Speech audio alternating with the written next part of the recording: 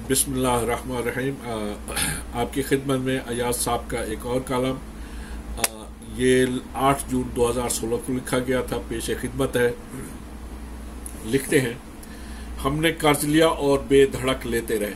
नौबत जहाँ तक आन पहुंची कि अब उसका बोझ हमारी बर्दाश्त से बाहर हो चुका है। पहले कहा जाता था कि हम ज़्यादातर रकम अपने दिफा पर खर्च करते हैं। हम यकीनन दिफा पर भारी रकम खर्च करते हैं, इतनी भारी कि जिसकी हम इस्तात नहीं रखते, लेकिन कर्ज की अदायगी के लिए बजट में मुख्तस की जाने वाली रकम अब हमारे दिफाई अखराजात से तजावुज कर चुकी है। चादर से बाहर पाँव फैलाने का यही नतीजा निकलता है। ताहम अपना हाथ रोकने के बजाय हमारी ज़माम इख्तियार संभालने वाले मुआशी बुकरात ज़्यादा से ज़्यादा कर्ज लेने की पॉलिसी पर गामजन है। मैं आदादो शुमार के चक्कर में नहीं पड़ता, आपका उकताहट के मारे ओंघने लगेंगे। इस वक्त हम मार्केट में इंतहाई महंगे बॉन्ड्स फरोख्त कर रहे हैं, ताहम उनके जरिए आमदनी हासिल नहीं होगी, बल्कि वो पुराने बॉन्ड्स की जगह ले लेंगे। हमने एक अच्छी खबर सुनी है कि मुशर्रफ दौर में उनके मफाद परस्त माहिर मुआशियात शौकत अजीज के जारी करदा बॉन्ड्स की अदायगी करने के लिए अब एक नया बॉन्ड जारी किया जा रहा है। ये तर्ज अमल हमें किस अंजाम से दो चार करेगा, इसके लिए हमें यूनान की तरफ देखने की जरूरत है। यूनान ने अपनी पहुंच से बढ़कर कर्ज लिया, अब उसकी फजूल खर्ची का खमियाजा उसकी मोटी गर्दन वाली अशराफियत नहीं भुगत रही। ये यूनान के गरीब अवाम जैसा कि मजदूर पेशा, पेंशनदार और दीगर कम आमदनी वाले तबके हैं जो अशराफिया की फजूल खर्ची का खमियाजा भुगत रहे हैं। अब उन्हें समझ आ रही है कि यूरोपीय यूनियन की तरफ से वज़े करदा किफ़ायत शारी के असूलों का क्या मतलब है। अगर आप गैर मुल्की कर्जे लेकर अपनी सनती सलाहियत को बेहतर बनाते, बरामदात को बढ़ाते, तो फिर एक मुख्तलिफ कहानी होती। उस सूरत में हम कर्ज लेकर अपनी अदायगी की सलाहियत बढ़ाते, जो कि यकीनन बेहतरीन मुआशी हिकमत अमली होती।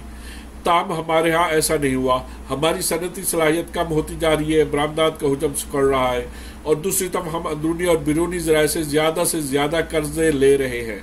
हमारे मुआशी जादूगर मिस्टर इसहाक डार इसी को तरक्की कहते हैं। हमारी मालियाती और मुआशी अशराफिया ने कौम के साथ एक अछूता दाव खेला है। किसी भी मुस्तकबिल के मालियाती बहरान से निपटने के लिए अपनी ज़ीरक फितरत से काम लेते हुए उन्होंने अपनी दौलत बैरूनी ममालिक में छुपा ली है। वो इस इस्लामी जमहूरिया से जुज़ वक्ती ताल्लुक़ रखते हैं। उनके असल मफादात ख़ानदानी असासे, बैंक अकाउंट्स और दीगर मालियाती अमूर लंदन, दुबई, न्यूयॉर्क और दीगर मनपसंद जगहों के खुशगवार माहौल में है। बहरहाल सूरत यह है कि अब इस्लामाबाद उस इस्लामी जमहूरिया का बराए नाम दारुल हुकूमत रह गया है। हमारा दारुल हुकूमत कमोबेश दुबई बन चुका है, जहाँ ज़्यादातर खुशहाल पाकिस्तानियों की रकूम और असासे जमा है। हत्ता के पाकिस्तान के हवाले से IMF की मीटिंग्स अब दुबई में होती है। इसमें हैरत की कोई बात नहीं कि पाकिस्तान खलीजी शहर पर दबाव डालकर PTCL डील के $800 मिलियन वसूल करने का रवादार नहीं। उसकी वजह यह है कि हमारे हुक्मरान उस खलीजी रियासत की आंखों में आंखें डालकर बात नहीं कर सकते। चुनांचे जब भी इस रकम की वसूली का मामला दरपेश हो, वो मुमकिनात बन जाते हैं। आप शायद हैरान होंगे कि पाकिस्तानियों की बैरूनी ममालिक में जमा कराई गई दौलत कहाँ से आई थी। ये यकीनन साइंसी और तकनीकी ज़राए से हासिल नहीं हुई थी। क्या शरीफ या जरदारी फैमिली ने कुछ ईजाद किया था? क्या उन्होंने माफौकुल फितरत कारोबारी सलाहियतों का मुजाहरा किया था? हरगिज़ नहीं। पाकिस्तान की ज़्यादातर बैरूनी दुनिया में छुपाई गई दौलत काला धन है, जो इक़्तिदार और सियासी रवाबत के रास्तों से गुजर कर आता है। अब चाहे पाकिस्तान बचे या बर्बाद हो, उनकी बला से उनके असासे महफूज, उनकी जिंदगियां मसरूर, उनके दिल मुतमईन। उन्हें अगर कोई फिक्र है तो अपनी बैरून मुल्क जायदाद की। पाकिस्तान के कर्ज बहरान से उन्हें क्या सरोकार। बहरहाल यही वो तबका है जिसके पास फैसला साजी का इख्तियार है, और दूसरी तरफ ये कौम और उसकी आने वाली नस्लें हैं जिन्होंने उनकी मुआशी चालबाजियों का खमियाजा भुगतना है। असल मसला सियासत का है। कौम के मुस्तकबिल को गिरवी रखा जा चुका है, लेकिन कौम इस सूरत हाल को बर्दाश्त कर रही है। उसकी सियासी जमातें इस मसले पर बड़ी हद तक खामोश और लाताल्लुक है। मुल्क में किसी जगह एहतजाज नहीं, कोई पार्टी हुकूमत को चैलेंज नहीं कर रही, और ना ही कोई उसके रास्ते में रुकावट डालती दिखाई देती है।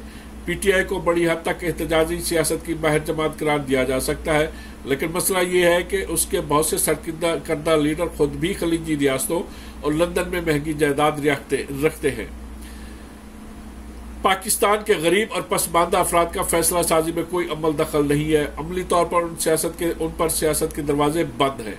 उनका वहद अमली किरदार सियासी जमातों के जलसों में शिरकत करना और रहनुमाओं की बातें सुना कि वो उनके लिए धरती को सूरज चांद सितारों से सजा देंगे और खुशनुमा रुमानवी ख्वाब देखना है। इसके बाद इलेक्शन के दिन वोट डालना और इक़्तिदार और उसकी मुख्तलिफ अशकाल के तसलसल को यकीनी बनाना है। सवाल ये पैदा होता है कि पाकिस्तानी सियासत को असर डाउन ढालने का चैलेंज कौन उठाएगा।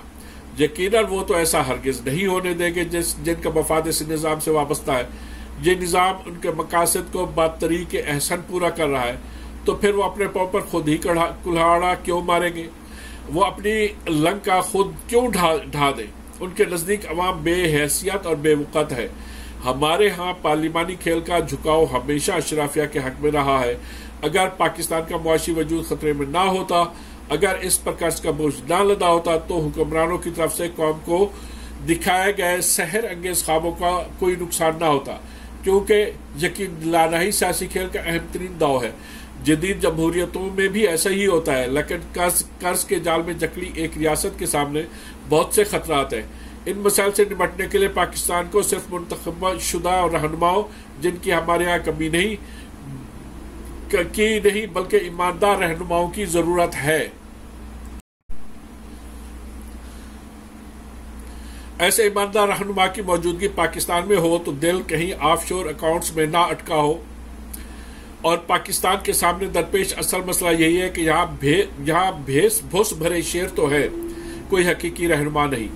उम्मीद के किराना है कि अगर पनामा लीग से उठने वाले दबाव को बरकरार रखा जाए तो शायद उनकी सफ़ों में दरारें पड़ना शुरू हो जाए और कुछ नई कुव्वतों को सामने आने का मौका मिल जाए। अगर ऐसा ना हुआ तो कर्ज लेकर वसाइल से बढ़कर खर्च करने की पॉलिसियत मुल्क को मजीद तबाही से दो चार कर देगी। हिटलर बरतानिया को तोड़ने में कामयाब नहीं हुआ था। बरतानिया को मालियाती तौर पर शदीद दबाव का सामना था, चुनांचे वो अपनी वसी और इस सल्तनत को संभालने के काबिल ना था। चुनांचे वो तवक्को के बरअक्स बहुत जल्द इंडिया से रुखसत हो गए। मईशत हर चीज़ पर फौकियत रखती है।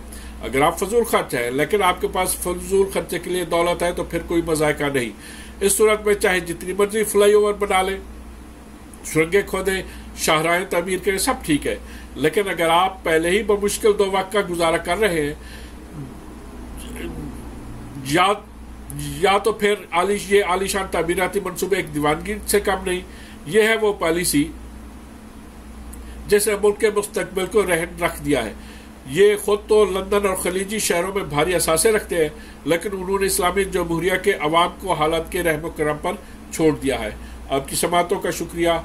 इंशाल्लाह फिर अगले कालम की तरफ फिर बाद में हाजिर होंगे। तब तक के लिए इजाज़त दें। खुदा हाफिज़। अस्सलाम वालेकुम रहमतुल्लाहि व बरकातहू।